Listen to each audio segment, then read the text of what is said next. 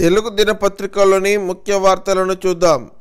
కేసీఆర్ మీ పెద్దరికాన్ని నిలబెట్టుకోండి. 9న తెలంగాణ తల్లి విగ్రహావిష్కరణకైనా రావాలి. బారాస చేసిన తప్పులు అప్పులు సరిదిద్దుతున్నాం. చిన్నపిల్లల్లా వ్యవహరిస్తున్న కేటీఆర్, హరీష్ రావు అన్నింటికీ అడ్డుపడితే చట్టం తన పని తాను చేసుకుపోతుంది. ఇందిరమ్మ ఇళ్ల యాప్ నమూనా ఆవిష్కరణ కార్యక్రమంలో ముఖ్యమంత్రి రేవంత్ రెడ్డి, అలాగే డీజిల్ ఆటోలు బస్సులను ఓఆర్ఆర్ అవతల పంపిస్తాం. హైదరాబాదును కాలుష్య రహిత నగరంగా మారుస్తాం. 2 నెలల్లో ఆర్టీసీకి 3000 విద్యుత్ బస్సులు. రవాణా శాఖ విజయాల సభలో ముఖ్యమంత్రి రేవంత్ రెడ్డి అంటూ మరొక వార్త కనిపిస్తూ ఉంది.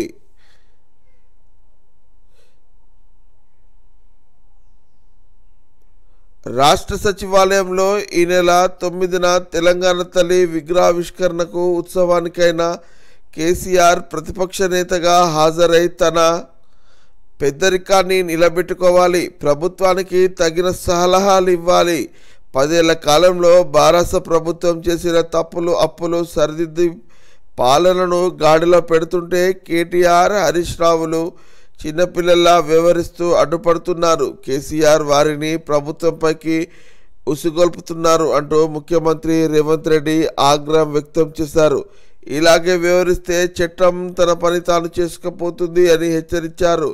సచివాలయంలో గురువారం ఉప ముఖ్యమంత్రి బట్టి విక్రమార్క, గృహ నిర్వహణ శాఖ మంత్రి పొంగులేటి శ్రీనివాసరెడ్డి, ఇతర మంత్రులు, ప్రజాప్రతినిధులతో కలిసి సీఎం ఇందిరమ్మ ఇళ్ల పథకం మొబైల్ యాప్ను, నమూనా ఇళ్లను ఆవిష్కరించారు. ఈ సందర్భంగా ముఖ్యమంత్రి మాట్లాడారు అంటూ ఒక వార్త కనిపిస్తూ ఉంది.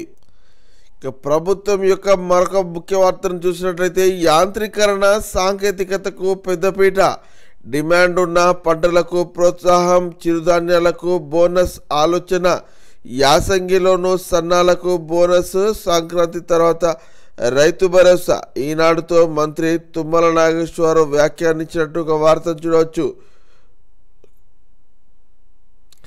ఈరోజు న్యూస్ పేపర్లో ఒక ప్రధాన సన్నివేశం చూసినట్లయితే కౌశిక్ రెడ్డి అరెస్టు ఉద్రిక్తత. బంజారాహిల్స్ ఇన్స్పెక్టర్ను బెదిరించిన కేసులో అదుపులోకి తీసుకున్న పోలీసులు అడ్డుకునేందుకు బారాస శ్రేణుల యత్నం. వేవేరు ఠాణాలకు హరీష్ రావు, జగదీష్ రెడ్డిల తరలింపు అంటూ ఒక ప్రధాన వార్తను చూడవచ్చు. వివరాలకు వెళ్తే నాటకీయ పరిణామాలు, వాదోపవాదాలు, తీవ్ర ఉద్రిక్తత మధ్య బారాస ఎమ్మెల్యే పాడి కౌశిక్ రెడ్డిని గురువారం బంజారాహిల్స్ పోలీసులు అరెస్టు చేశారు. ఇన్స్పెక్టర్తో దురుసు ప్రవర్తన, విధులను అడ్డుకోవడం, బెదిరింపులకు పాల్పడిన కేసులో అరెస్టు చేసి బంజారాహిల్స్ ఠాణాకు తరలించారు. ఆయన కారును సీజ్ చేశారు. మాజీ మంత్రి హరీష్ రావు, బారాస ఎమ్మెల్యే ముఖ్య నేతలు కౌశిక్ రెడ్డి ఇంటికి వెళ్ళి ఆయనను అరెస్టు అడ్డుకోవడానికి ప్రయత్నించారు అంటూ ఒక వార్త కనబడతా ఉంది. అలాగే ఫైల్ ఫోటోలో గచ్చిబౌలి ఠాణాలో హరీష్ రావుతో మాట్లాడుతున్న శంకర్ నాయక్, ప్రశాంత్ రెడ్డి, కల్వకుంట కవిత, నిరంజన్ రెడ్డి తదితరులను ఇక్కడ వార్త ఫైల్ ఫోటో ద్వారా చూడవచ్చు. ఇక హరీష్ రావును 30 వరకు అరెస్టు చేయొద్దు, పోలీసులు దర్యాప్తు కొనసాగించవచ్చు. కేసును కొట్టివేయాలన్న హరీష్ పిటిషన్పై హైకోర్టు మధ్యంతర ఉత్తర్వులు. ఫిర్యాదుదారు చక్రధర్ గౌడ్కు నోటీసులు అంటూ ఒక వార్త కనిపిస్తూ ఉంది. ఇక తెలుగు దినపత్రికలో మరొక ప్రధాన వార్తను చూసినట్లయితే దేవేంద్ర ఫడ్నవీస్ అనే నేను 3వసారి మహారాష్ట్ర సీఎంగా ప్రమాణం. సింధే, అజిత్లకు డిప్యూటీ సీఎం హోదా. ఇక్కడ చిత్రంలో దేవేంద్ర ఫడ్నవీస్ను అభినందిస్తున్న ప్రధానమంత్రి నరేంద్ర మోడీ అంటూ ఒక వార్తను చూడవచ్చు. మరొక ముఖ్య వార్త చూసినట్లయితే గ్రూప్ 1, గ్రూప్ 2 తర్వాతే గ్రూప్ 3 ఫలితాలు. పోస్టుల భర్తీలో అవరోహణ క్రమం పాటించాలని టీజీపీఎస్సీ నిర్ణయం. బ్యాక్లాగ్లను నివారించడమే లక్ష్యం అంటూ ఒక వార్త కనబడతా ఉంది. ఇక ఏటా 2 సార్లు ప్రవేశాలు. జూలై, ఆగస్టుతో పాటు జనవరి, ఫిబ్రవరిలోనూ డిగ్రీ, పీజీ కోర్సుల్లో అమలు. సప్లిమెంటరీలో ఉత్తీర్ణులకు ప్రయోజనం. యూజీసీ ముసాయిదా మార్గదర్శకాలు విడుదల అంటూ ఒక వార్త కనిపిస్తూ ఉంది. ఇక వివరాల్లోకి అమెరికా వంటి పశ్చిమ దేశాల తరహాలో ఇకపై మన దేశంలోనూ పీజీ డిగ్రీ కోర్సుల్లో ప్రతి సంవత్సరం విద్యార్థులు 2 సార్లు ప్రవేశాలు పొందొచ్చు. ఈ మేరకు నిబంధనల మార్పునకు యూజీసీ గురువారం ముసాయిదా మార్గదర్శకాలను విడుదల చేసింది. జాతీయ నూతన విద్యా విధానం అమలులో భాగంగా తాజాగా ఈ మార్పులకు శ్రీకారం చుట్టింది. ఇక ముసాయిదాపై ఈ నెల 23వ తేదీలోపు అభ్యంతరాలు సూచనలు పంపొచ్చు. ఆ తర్వాత యూజీసీ గెజిటెడ్ జారీ చేస్తుంది. కొత్త మార్గదర్శకాలు అన్ని కోర్సులకు వర్తిస్తాయి. అయితే ఇంజనీరింగ్, మేనేజ్మెంట్ వంటి కోర్సులకు అఖిల భారత సాంకేతిక విద్యా మండలి స్వల్ప మార్పులతో విధి విధానాలు విడుదల చేస్తుంది. అయితే ఈ నూతన విధానాల్ని రాష్ట్ర ప్రభుత్వం వర్సిటీలు అమలు చేస్తాయా లేదా అన్నది వేచి చూడాలి అంటూ ఒక వార్త కనిపిస్తూ ఉంది. ఇదిలా ఉంటే ఒకేసారి 2 కోర్సులు చదవచ్చు. ప్రస్తుతం దేశంలో డిగ్రీ, పీజీ కోర్సుల్లో ప్రవేశించాలంటే విద్యా సంవత్సరంలో ఒకేసారి మాత్రమే సాధ్యం. నూతన విధానం అమల్లోకి వస్తే ఇకపై ఏటా జూలై, ఆగస్టు, జనవరి, ఫిబ్రవరిలో విద్యార్థులు డిగ్రీ, పీజీ కోర్సుల్లో ప్రవేశాలు పొందొచ్చు. సప్లిమెంటరీలో పాస్ అయిన వారు ఏడాదితో పాటు నిరీక్షించకుండా జనవరి, ఫిబ్రవరిలో కోర్సుల్లో చేరే అవకాశం లభిస్తుంది అంటూ ఒక వార్తను చూడవచ్చు. మరో ప్రధాన వార్తకు సంబంధించి దేవేంద్ర ఫడ్నవీస్ అనే నేను 3వసారి మహారాష్ట్ర సీఎంగా ప్రమాణ స్వీకార వేదికపై వివిధ రాష్ట్రాల ముఖ్యమంత్రులతో చంద్రబాబు నాయుడు, చిత్రంలో నితీష్ కుమార్, యోగి ఆదిత్యనాథ్, భూపేంద్ర పటేల్, హిమంత్ బిశ్వ శర్మ, మోహన్ యాదవ్, విష్ణు సాయి, బజ్నాల్ శర్మ, నాయబ్ సింగ్ షైనీ అంటూ తదితరులను ఇక్కడ మనం ఫైల్ ఫోటో ద్వారా చూడవచ్చు. ఇక మహారాష్ట్రలో వరుసగా 2వ విడత మహాయుతి ప్రభుత్వం గురువారం సాయంత్రం కొలువుదీరింది. భాజపా శాసనపక్ష నాయకుడు దేవేంద్ర ఫడ్నవీస్ ముఖ్యమంత్రిగా ప్రమాణ స్వీకారం చేశాడు. శివసేన అధినేత ఏక్నాథ్ షిండే, ఎన్సీపీ అగ్రనేత అజిత్ పవార్లకు ఉప ముఖ్యమంత్రుల హోదా కల్పించారు. ఫడ్నవీస్ మహారాష్ట్ర సీఎంగా ప్రమాణం చేయడం ఇది 3వసారి కాగా అజిత్ పవార్కు 6వసారి డిప్యూటీ సీఎం హోదా దక్కడం విశేషం. దక్షిణ ముంబైలోని ఆజాద్ మైదానంలో అట్టహాసంగా జరిగిన కార్యక్రమంలో గవర్నర్ సిపి రాధాకృష్ణన్ ఫడ్నవీస్తో ప్రమాణం చేయించారు.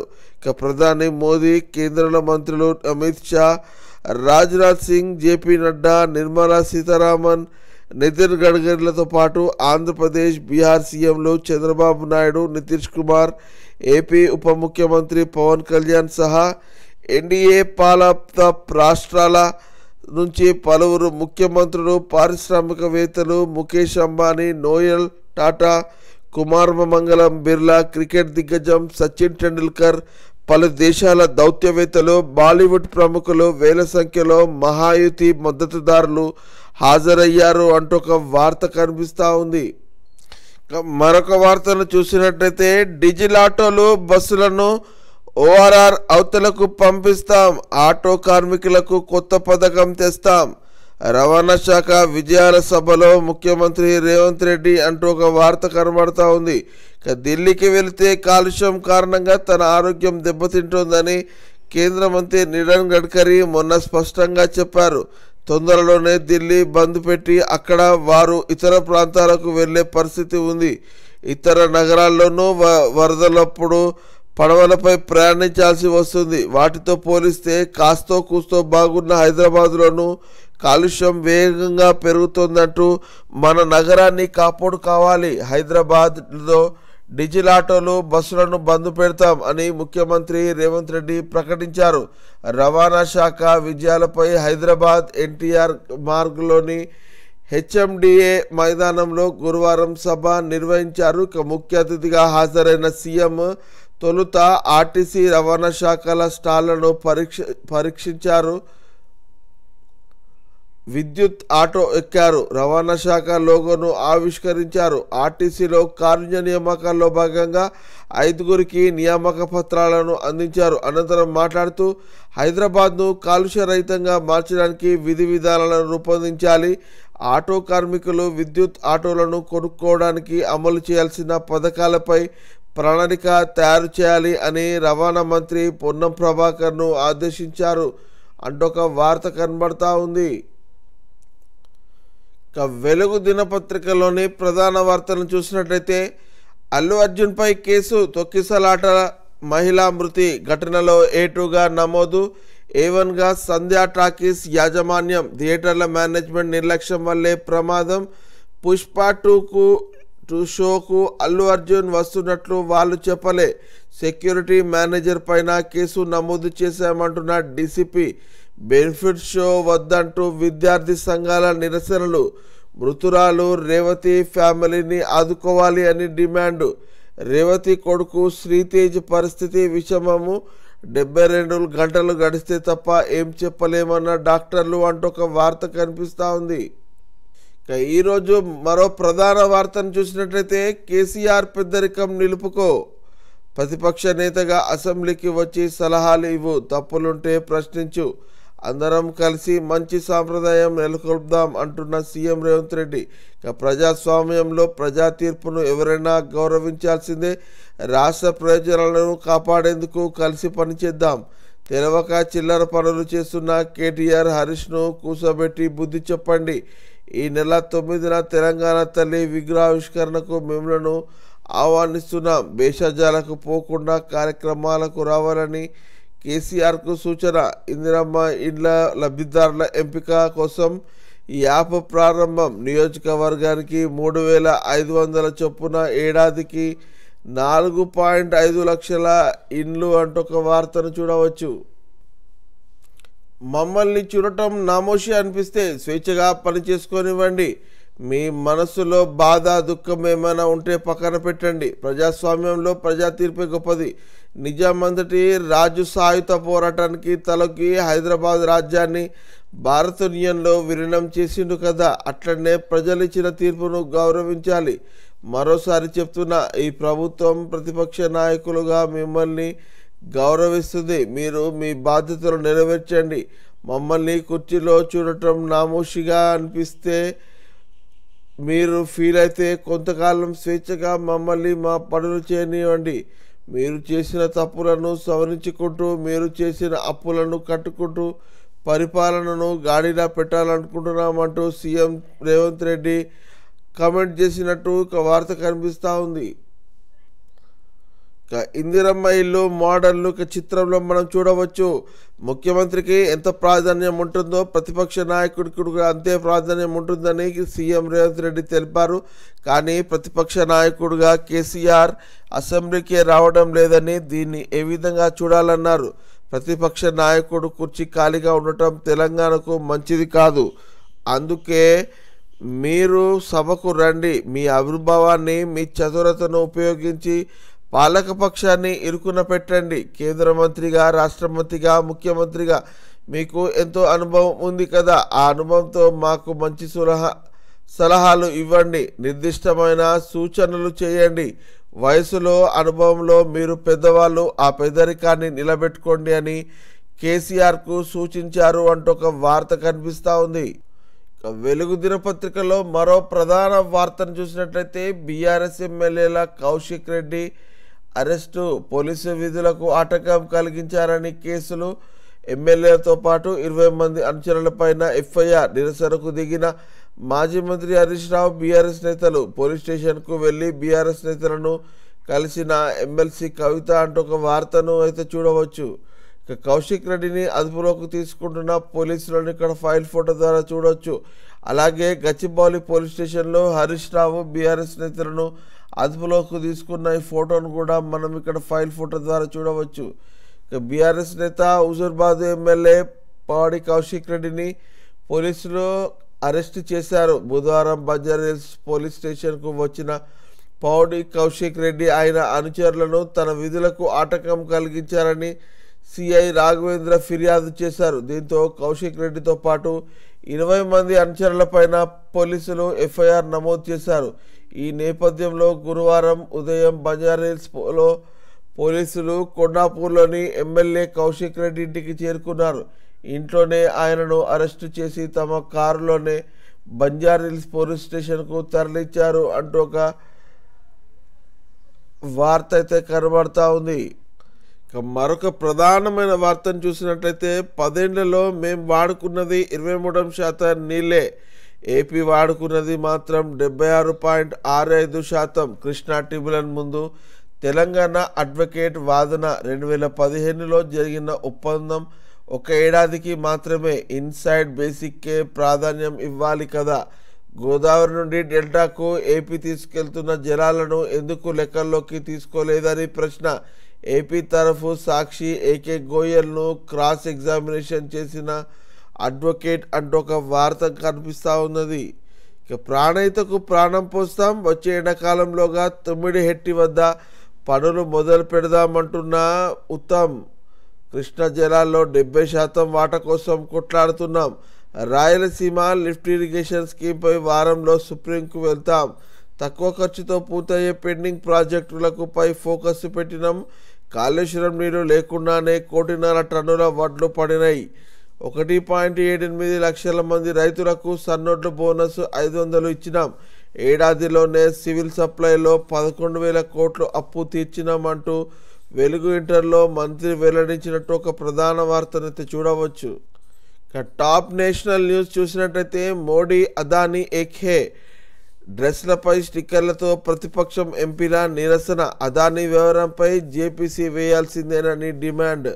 సభలో అధికార ప్రతిపక్షాల మధ్య తీవ్ర వాగ్వాదం. అమెరికన్ బిలియనియర్ సోరెస్ ఎజెండానే రాహుల్ అమలు చేస్తున్నారని బీఆర్ఎస్ ఫైర్. ఆందోళనల మధ్య ఉభయ సభలు నేటికి వాయిదా అంటూ ఒక ప్రధాన వార్తనైతే చూడవచ్చు.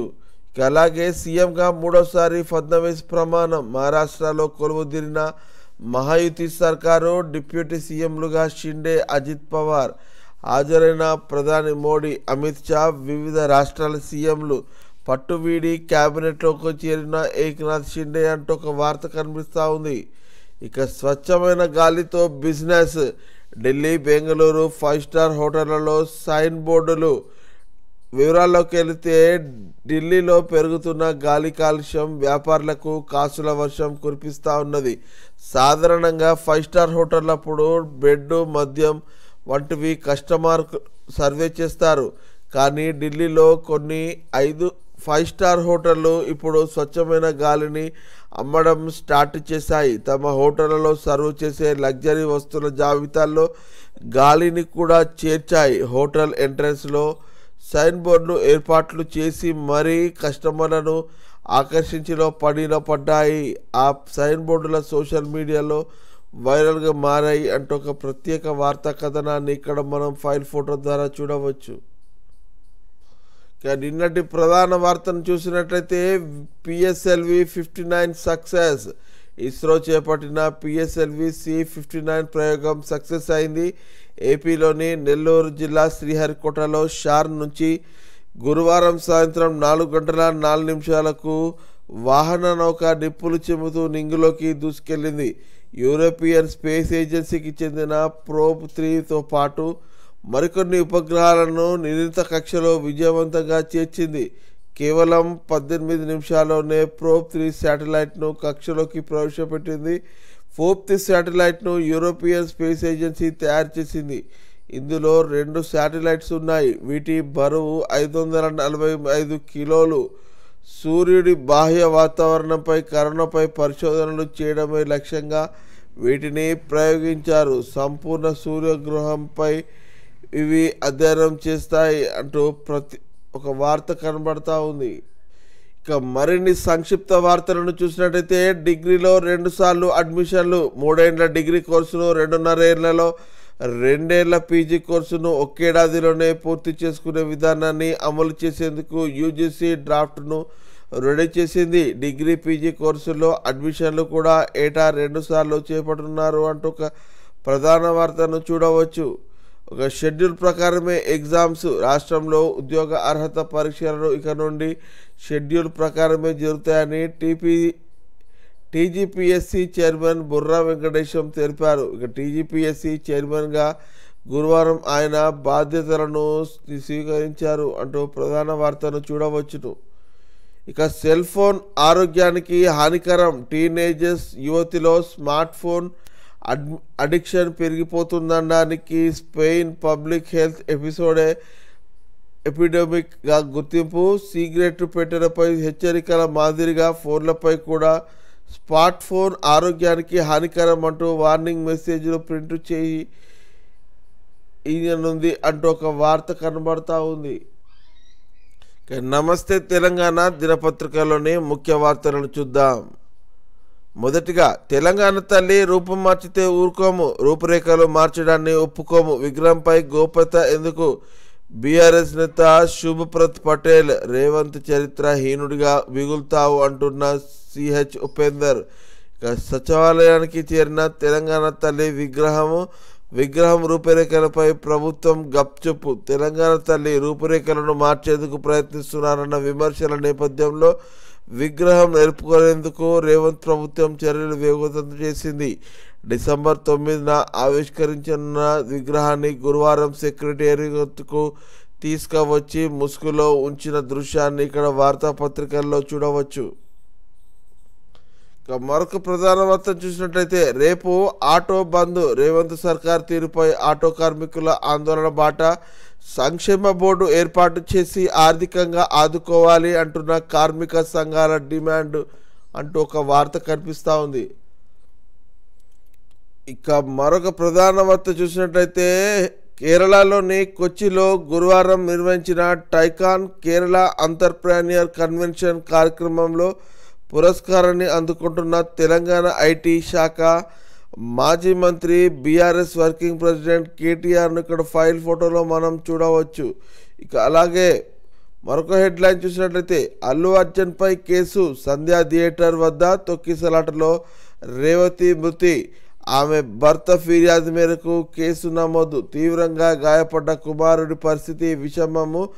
గతంలో భర్తకు లివర్ ఇచ్చి కాపాడుకున్న రేవతి పుష్ప ప్రీమియర్ షోకు నటుడు వస్తున్నట్లు తమకు సమాధానం లేదన్న డీసీపీ ఆకాంక్ష. లీగల్ సెల్ ఉపాధ్యక్షుడి మరో ఫిర్యాదు, నిర్మాతలకు 1 కోటి పరిహారం ఇవ్వాలి అంటూ డిమాండు. ఇక మహిళా మృతికి అల్లు అర్జున్ బాధ్యత వహించాలి అంటున్న సీనియర్ న్యాయవాది శ్రీనివాస్ రెడ్డి అంటూ ఒక వార్త కనిపిస్తూ ఉంది.